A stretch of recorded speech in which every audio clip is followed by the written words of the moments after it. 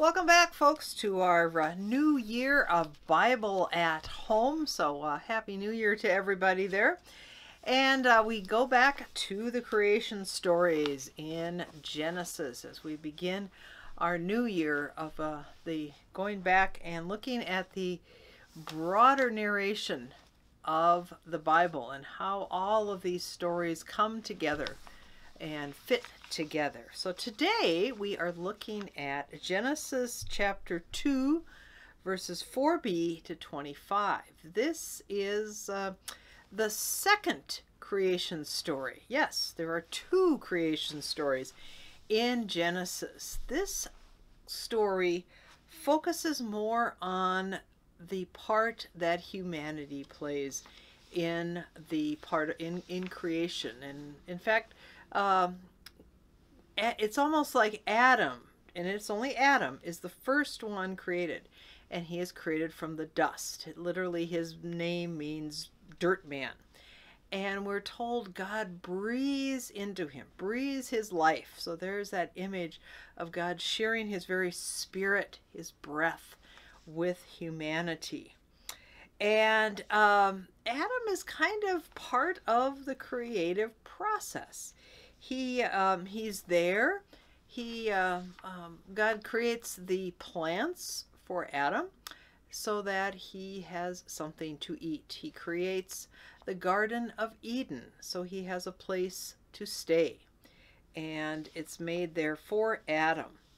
And there's a whole chapter on, or a whole paragraph, I should say, on rivers. And there's 4 rivers. Some of the names you'll recognize. Some you're going like, what?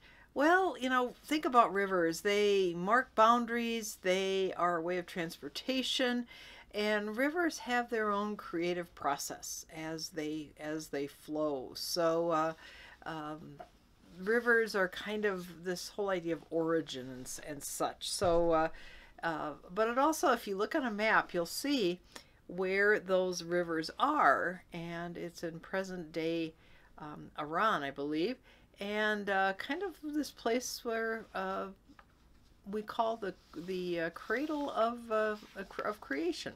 So maybe they knew something way back when. And the one thing, though, when Adam is put in the garden, God gives him one warning, one commandment, one thing to avoid. And that would be in chapter 2, the second half of verse 16 and verse 17. So, verse 16. And the Lord commanded the man, you may freely eat of every tree of the garden, but of the tree of the knowledge of good and evil you shall not eat. For in the day that you eat of it, you shall die. Remember that line, because it comes back in a later story. Not this year, but in a couple of years. So that warning, the one warning he's given, any other tree you can eat from, except this one tree for the knowledge of good and evil. And God sees that Adam is lonely. And so God creates animals. And to even create a better circumstance, he has Adam name the animals. And when you name something, you create a relationship. So all of these animals he is to name, but that still is not enough. So Adam is told, or God puts Adam to sleep, takes a rib from his side, and makes the woman. So the woman is out of Adam. And notice that Adam is told he's put in the Garden of Eden not as a vacation, but to tend the garden. So labor or work was part of creation. Humanity is, we're told, some translations are dominion, or stewards, the caretakers of God's creation. And that includes the plants, the animals, and especially this Garden of Eden. And it's really kind of neat when Adam sees the woman that we call Eve, he says this at last is bone of my bone and flesh of my flesh. This one shall be called woman, for out of man this one was taken.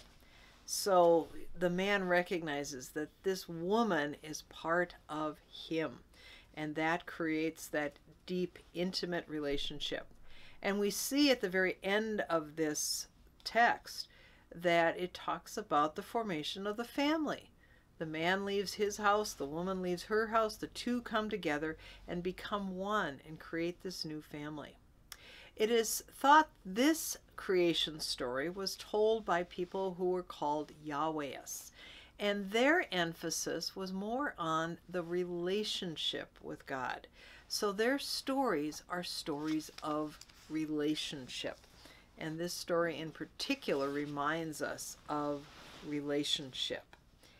And so think about how you are part of God's creation. And we say God is still creating. With each human being, with each event that happens, God continues to create. So I hope you see others, especially other people in your life, as a gift of creation. And I want to end today with our prayer. Holy Creator, you created women and men in your own image to till the earth and help one another. Give us hearts to continue tending to all that you have made, so that the earth will sustain life for generations to come. Amen. And reminded, you are made by God. See you next week.